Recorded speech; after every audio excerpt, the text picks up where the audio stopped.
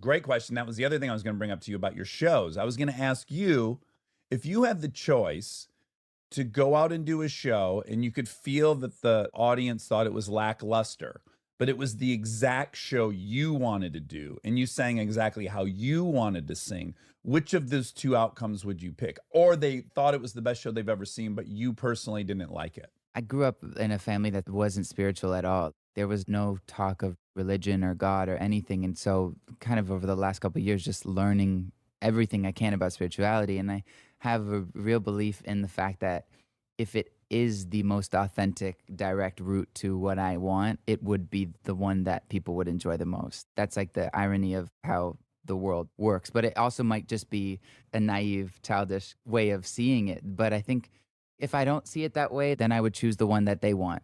And I don't want to choose that one. That's a really honest answer. Yeah.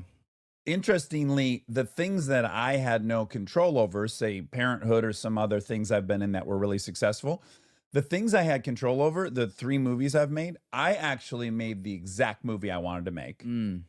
And America did not want to see that, or some section did, but not what I wanted, top 10, as you say. And so I really had to go like, well, what would I have rather had? It's a huge hit, but I didn't make the movie I wanted to make, or I made the thing I want to make and it didn't work. And so I'm very much of the opinion on my deathbed, I'm very happy it was this. Because I already have an imposter syndrome. If everyone loved it and I'm like, that was shit, boy, it would be even worse. But also we have to remember that Shawn is really young. So for most of your life, social media has probably played a role, and you are conditioned, we're all conditioned, but I think the younger you are, probably the more intense it is, to be focused on numbers, to be focused on likes. Like our brains are now shifting into being numbers focused and always having numbers to look at and always having this comparison thing happening. Everyone is doing that. And so it's, I think, a harder battle. Way harder for you. Yeah. Everything's quantified in your life. Views, 100%. likes, streams. I often think about how like 30, 40 years ago, like there was only like celebrities who were famous and understood what it was to be famous. But now if you have Instagram, you understand in a smaller way what it is to be a celebrity, because this completely unrealistic expectation that everyone's chasing to put on Instagram, this is the really exhausting part. And this is like brutally honest. I never really talk about this because I have this horrible guilt and fear of ever sounding like I'm ungrateful for what I have and what I do. And I am so grateful for it. And here I am. I'm defending it like I always do. But let me tell you something. It is abundantly clear you're grateful. Yeah. Okay, thank you. And it's exhausting because this industry, I mean, everything demands effort to be great. You can't just like half-ass it and it comes out great. But the industry demands being on top of that numbers game and that numbers world. And not only on top of it, but understanding the game and the codes and how it's working and why it's working for some people. And it feels like even social media, to like the coloring or the stylistically framing of your photo, like it demands you to be on top of that to stay in the game. And I know it shouldn't maybe be talked about as a game, but it does genuinely feel like that sometimes. And it feels like you have 2 options. If you want to be able to detach, like for instance, if I want to say to myself, like, look, tomorrow, if it all went away, like I would be okay and happy. I'd have to work so hard to believe that. I would have to delete social media off my phone for years, at least. And anytime someone brought up Instagram, I'd have to ask them to stop talking. It's like an insane drug. Well, it's so interwoven as well with what you do. You know, I don't know if there's a lie I tell myself, but I do tell myself if I didn't have to promote things, I think I would leave it. Like it's part of my business to have an Instagram account. You know, this episode, I'll post a picture. And I do tell myself, but I don't know if it's a lie. It could be a lie, that if I had no business reasons for Instagram, I probably would quit. I have deleted it. I've deleted it for like a month. And I felt better, but also there comes a point where you don't realize that there's any difference, because I think it's not necessarily social media, it's more of just the way we're looking at everything. It's like the same, everything is a comparison game and everything is a better than game. So whether it's Instagram or a conversation with a friend or a manager, it just feels like it's so woven into our culture to be thinking that way, if that makes sense. Oh, yeah. But although it doesn't make it better, that's for sure. Yeah. Have you ever thought, like, okay, what if I didn't monitor any of this? And then at some point I said, I'd like to go on tour. Then someone would have to tell you, okay, well, we're playing this venue and not this arena. Or you have this budget for your next album and not this other budget. Having all the thoughts and anxiety about that inevitable outcome.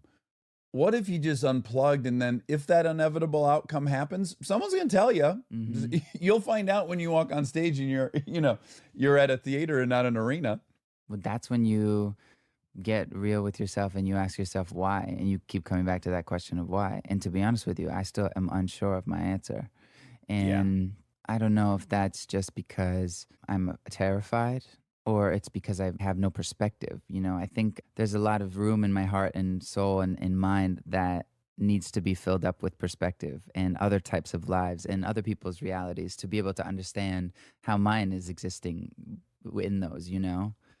Have you figured out what country you're going to go to where people aren't going to know you for these experiences? I'm a little concerned about where you're going to be able to go. I don't know. I spoke to Ed Sheeran and he told me to take a year off after every album and tour. And I haven't done it ever. So he has like a whole routing for me. He's like, there's some places you can go in Asia where like you're good. Yeah. I was walking through this jungle in northern Thailand once, and I was getting stopped because I was legitimately the first white person anyone had seen. They were like touching my skin and looking at my eyes, and I thought, there are places. You're tall, right? Yes, sir. Thanks for noticing. I noticed you're pretty tall from the documentary. Got the long legs. You see that? Oh, yeah. Wow. What height are you? I think I'm like 6'2" or 6'3". Oh, my God. That's exactly what Wow. I say. Somewhere between 6'2" and 3. Oh, you too? Yes. Now, do you just genetically have that sweet chassis, or are you a slave to the gym? I'm a slave to the gym. Ah, I was since I was really young, but less every day. And I like free myself from like what I think I have to be. But the most mind-bending things I've ever done, I did a Calvin Klein campaign. When you do a Calvin Klein campaign, you really kind of have to be in shape. Marky Mark set the bar high. Set the bar high. And it was like one of the biggest cultural things of my career. And that moment was so hard for me because then I was like completely obsessed with not ever being anything less than that. And it was crazy for so long. But I mean, this is the good thing about Zoom is like it's all angles and no one can really tell what you look like anymore. So it's great. Well, the good news is you're already confronting all the shit I didn't start even thinking about till 30s. This career has brought a lot of anxiety and insane shit into my life that I have to work with on an everyday basis. But at the same time, it put me in touch with people who pushed me in a direction to confront this stuff at a young age. Yeah, I mean, everyone says that to me, like, oh, I didn't start thinking about this until I was in my 30s. And I'm like, holy shit, if I had to go through another 10 years of not healing this stuff, I don't know what I would become. Have you recognized that this is why the road that you got on is littered with bodies from people who become addicts? Because it is such an isolating, bizarre experience. And so you either got to be A, miserable, B, get to work, or C, numb yourself. It takes a lot of courage and it takes a lot of hard work and it takes discipline. And that's something I actually find naturally. Something I've always had is discipline in anything I do. So I found it easy to be disciplined with my mental health. But I can't imagine for people who struggle with discipline, I'd be finding ways to numb myself like that too. I was relieved to hear you smoke pot. I hope you smoke a good deal of pot. Yeah, enough to get me through the year, I think, most years. But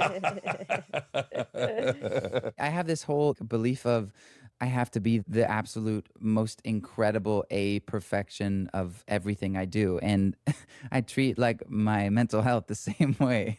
Well, that's what's interesting. So all these things are double-sided swords, right? So I noticed you have a manifestation journal. Yeah. I was like, that's such a cool idea because it starts forcing you to take the littlest bit of control that you can. But then I also noticed the way you do it is you'll write, I will not blank, or I am going to this, but you'll do it like 100 times. And then I was like, he's a little OCD.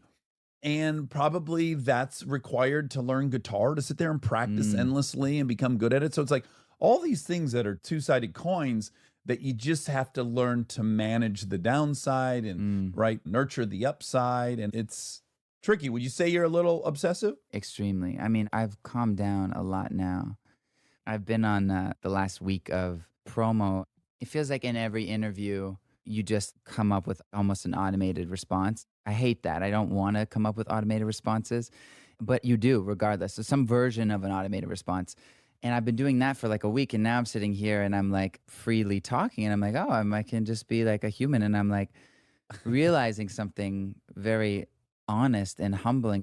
Over the last year, I really started to tap into a world of meditation and mindfulness and really setting myself free from expectations and gratitude, all the things. And the last couple of weeks, I've been like, I'm on top of this shit. And the ego is fading away quicker than I ever thought it was going to fade away. I don't even care anymore. Like, I could be living under a rock tomorrow, and then I get on this conversation and it's like I'm completely full up with like, you have to say something that sounds profound. I'm just saying that because it's honest and it's what's happening. Stay tuned for more Armchair Expert, if you dare. We are supported